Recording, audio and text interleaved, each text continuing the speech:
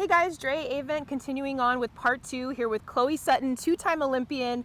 And Chloe, I wanted to ask you about something that a lot of people ask me about because I've been to the Olympics before, but I haven't been in the situation you've been in, which is staying in the Olympic Village. I've heard a lot of stories about things that go down in the Olympic Village. What has your experience been there? You know, the stories that I hear are definitely not my experience. Okay. I think especially for the Americans, we're so focused. We're really there for a job, and we don't really have time to be goofing off or anything. You know, discipline is what got us there, and discipline is what helps us perform. So, I mean, and also for the Americans, we have a code of conduct where we're not allowed to stay out past a certain time. We're not allowed to have any alcohol, stuff like that. You know, there's also like no boys and girls rooms. You know, those little rules that everybody has like through high school. So no one sneaks in or anything? And no, I okay. mean, I've heard of some people getting fined for like missing a team meeting or being caught being out late, but you know, our security team is so great, they're on us, and we don't really have any chance to goof off. So, Right. you know, like I said, we're there for a job, and that's why Team USA does so well, is because we don't really mess around too much. They're focused. Yeah. Focused in the Olympic Village. All those other rumors are just rumors. All right, Chloe, I want to talk to you about your decision to retire. You have a lot of fans that were disappointed because you're only 23 and you decided in February to retire. So describe why you made that decision. Yeah, so retirement was a difficult decision for sure, but when I finally said the words, I don't want to swim anymore, it felt so right. It was like a weight had lifted off of me. You said those to yourself, those words? I said that to actually a sports psychologist that I was working with, that I've worked with for a very long time, and when I gave myself that permission, and when he heard me say that, it was what needed to happen. You know, I was on the national team for 8 years. It wasn't like I'm 23, you know, I'm just at the beginning of my career. I've been around for a really long time, and it gets exhausting. And there gets to be a point where, you know, you have to sacrifice so much and it's worth it, but there gets to be a point where that sacrifice isn't worth it anymore. Third Olympics, I was like, I'm not willing to give everything anymore.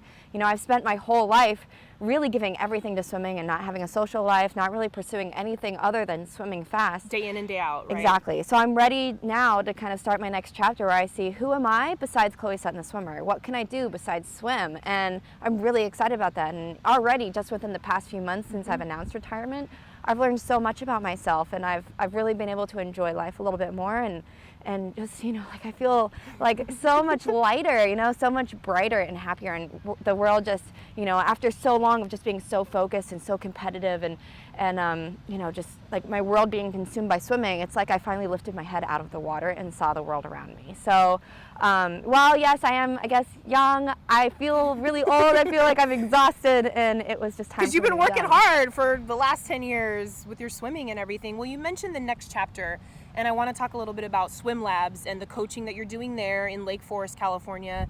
And you're now going to be shifting over to Denver doing the same thing. So expand on swim labs and what being a part of that has done for you. So I took from the sport for so long, and now I want to do everything I can to give back. And I have all this knowledge. I have all this, you know, for the rest of my life, I have all this useless knowledge about exactly where your hands need to be and exactly how you need to kick and hold your body.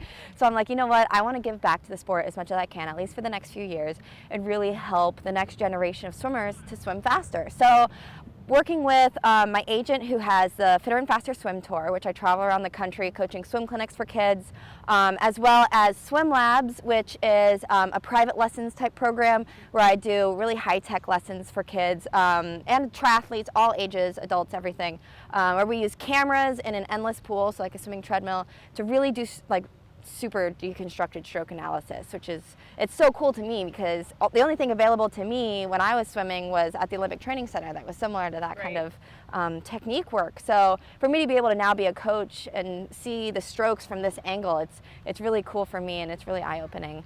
And then I also do different types of motivational speaking. You know, I do mental training workshops. I'm speaking to a nurses convention coming up. You know, I have a really diverse range of people that I speak to, just because everybody can relate to having a goal and pursuing it, and wanting to just constantly better yourself. So I have a lot of stories from swimming that, you know, relate to everything. So I'm really excited about the future and what I can do with that, at least for the next few years while I'm able to still get back to the sport as much as I can before maybe moving on to a little office job. I can't picture you in an office job. I know.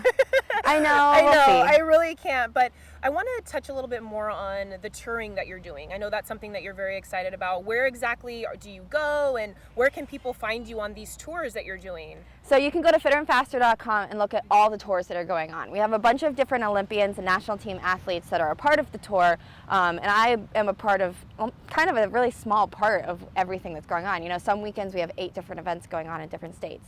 So that's really cool. But you can also look on my website, ChloeSutton.com, where you can find out where I'm going, what I'm up to. I also have a blog where I post regularly about different tips, technique tips, and then just really fun things, you know. So there's a lot of different ways you can find out where I am and what I'm doing and how to find me. And then through my website, you can always contact me if you want me to come and speak to your classroom or school or if you want to get motivated, work, anything. Chloe Sutton. I got you back. I'll help. All right, Chloe. Well, thank you so much. And I have to try to get a swim lesson in with you before you leave because my swim game is kind of, it's like average. It's you bring your suit? Let's go. I know. You know what? It's kind of late. I didn't bring my bikini because it's kind of getting closer to nighttime. But Chloe, thank you so much. You've done so much for this country, and you've been such a great Olympian. And I know you have so many fans that are looking forward to following you in this next chapter. So thank you so much. Thank you. I'll definitely be keeping in touch with you and talk to you soon, all right? Yeah, thank you so much.